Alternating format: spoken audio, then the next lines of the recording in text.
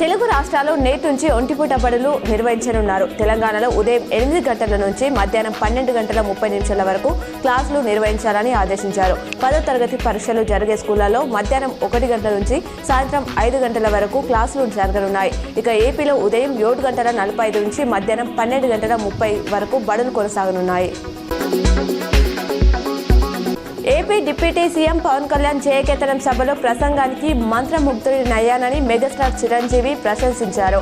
సభకు వచ్చిన జన సంద్రంలాగే తన మనసు ఉప్పొంగిందని ట్వీట్ చేశారు. ప్రజల ఆకాంక్షల్ని నెరవేర్చే నాయకుడు వచ్చాడన్న నమ్మకం మరింత బలపడిందన్నారు. నిజామాబాద్ కోటగల్లి మార్కండేయ మందిరం వద్ద జనసేన పార్టీ ఆఫీసులో 12వ ఆవిర్భావ దినోత్సవ వేడుకలు నిర్వహించారు. ఈ సందర్భంగా జిల్లా అధ్యక్షుడు గుండా సంతోష్ మాట్లాడుతూ 11 వసంతాలు పూర్తి చేసుకుని 12వ వసంతంలోకి అడుగు పెడుతున్న తరుణంలో జనసేన పార్టీ అధినేత AP deputy CM Pawan Kalyan ఆదేశాల మేరకు పార్టీ ఆవిర్భావ వేడుకలు జరుపుతున్నామని తెలిపారు.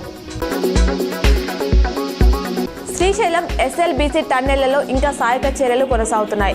గల్లంతైన 7 కార్మికుల ఆచూకీ 21 రోజులైనా లభించలేదు. సహాయక చర్యలు వేగవంతం చేసేందుకు అధికారులు అత్యాధునిక రోబోలను ఉపయోగిస్తున్నారు. టన్నెళ్లలోకి బురద చేరడం, నీటి ఊట రావడంతో రెస్క్యూకు ఆటంకం కలుగుతుంది.